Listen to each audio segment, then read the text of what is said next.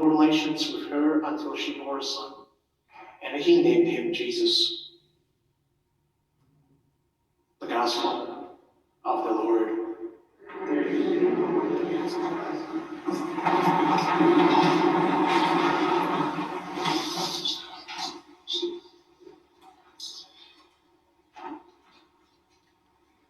Any one of you was waiting for Christmas? It's such a special season of waiting for something great to happen, of something great to come, at least in the idea of Christ, our Savior, who is born today. Are we waiting for his coming? You see, our manger is still missing something. And we're here in this very long gospel full of very crazy names, of the story of waiting, story of something which was promised so long ago. Generations, 14 generations, and 14 generations, and 14 generations.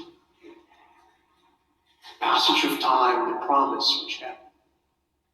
Something which the people of Israel awaited for so long that some even forgot this promise. Because it was long.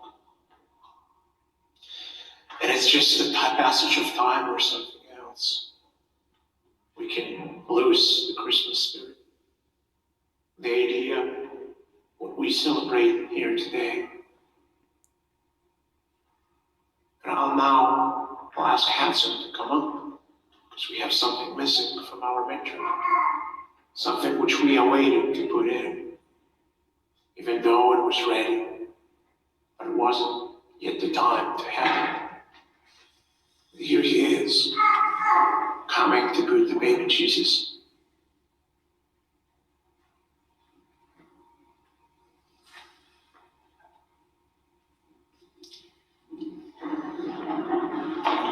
By the way, he didn't know that's his job today until 10 minutes before the Mass, so I bet he's slightly stressed out. But Jesus found his way. Like he always can find his way to our hearts, to strengthen us, where we celebrate that awakening which came to fulfillment on a very cold night.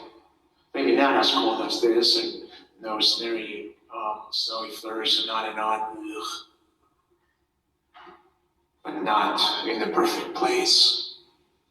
Not the place it should be for the Son of David, the one of coming from that generation, and that King of Israel, the one who saved his people, the one who established the kingdom, and the one who came much later to bring the new kingdom which we shall celebrate every single day, the kingdom of love and mercy, the kingdom of forgiveness, the kingdom of care, where nobody is left alone.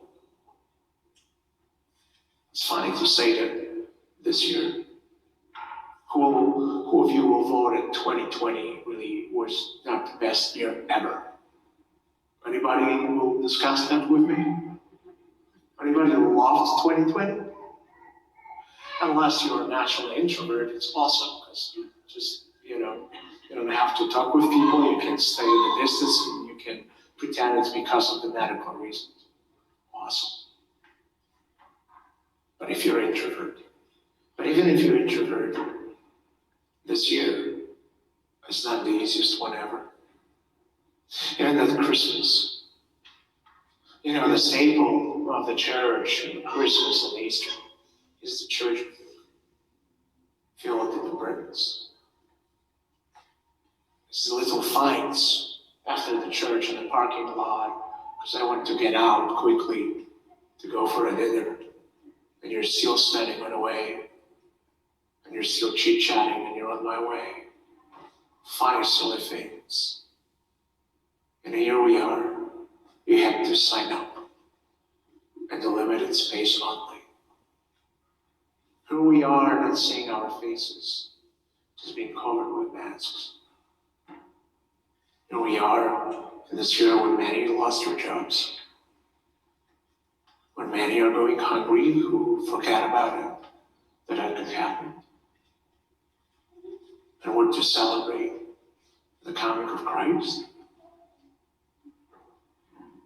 And when you think about his conditions and when he came, and what happened, the usual one which we usually hear on a Christmas Eve, and they went to sign up because there was a census, and there was no place for them to go. So Mary had to give the birth in manger. The King, the Savior, the Messiah, the Anointed One. And yet, that humble beginning, that outward not comfort of the circumstances, is still praised as a moment of joy and happiness. And wherever we are, here in this church or our parish home, in our homes, can we find a hope this Christmas? Can we find a little sparkle of joy? Because Christ was born. Christ is among us. Do you know what? It's so easy to miss him too, in all of that, in all the daily busyness and what is happening this evening, all the worries. So I found out last Sunday evening, because I decided in the middle of this year I'm not watching TV, any news, no information. I just decided to be ignorant for the coming time. I'm just checking the COVID rules for churches on what we can do and what we cannot.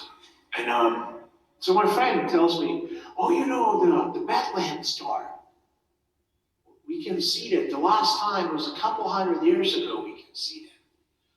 When? Tomorrow. And all the excitement of looking out the next day. Okay, really nice clouds. Even that I'm going to miss this year. But then on Wednesday morning, one of our parishioners comes and, Father, did you see the star? No. Because of the clouds. No, you can see it also on Tuesday, and on Tuesday there were no clouds. Okay? So maybe, because I was too busy thinking, what am I going to tell you? That I missed a little astrological phenomenon. That something which is affiliated with the faith and the story of Christ. Because I was too preoccupied with myself and my complaints where I am. Don't miss the joy and happiness coming from Christ. Wherever you are, whatever happened, try find something good. They awaited for his coming from all those generations. Some of them joyfully received him. Some were too busy to do that, too preoccupied, to slow down and go and think. If we think we're very different from the people from 2,000 years ago, this is not true. The human nature never changes. The means change. Our behaviors, no. Let us receive Christ joyfully today. Even though I'm not very joyful right now, but whatever. You should be joyful, right? I should jumpantly, joyfully start to say Merry Christmas and all that stuff. Unfortunately, I'm the pessimist, so that doesn't work with me very well. Ugh. Just wait, because The worst is going to come today. Because Brad was trying to convince me to learn the new singing parts, and I was very faithfully listening to his voice and look through the notes and on and on. So, I don't know. Brace yourself. See, we can laugh at least about the silly jokes. But be happy, be merry, be safe, and be hopeful that it will shall pass. That we can get the vaccine, that they'll find something, and we can go back to normal. And don't tell me new normal. A normal. That we can see humans face to face. We can be close. We can hug each other. We can spend the next Christmas with who we wish to, and not the chosen numbers. That we can travel to those we love or care. Let's hope that that's also the part of coming of Christ to us. So on the more joyful note, and putting you to sleep already, Merry Christmas! Feliz Navidad, szczęśliwego, wesołych świąt Bożego Narodzenia, and that's it. Buon Natale? That's the Italian version, I think. Do we have any Italians? Okay, Buon Natale. Juillet. No, don't even go to the French one. What? Why do you make it sound so easy? You heard me saying that, so, Merry Christmas.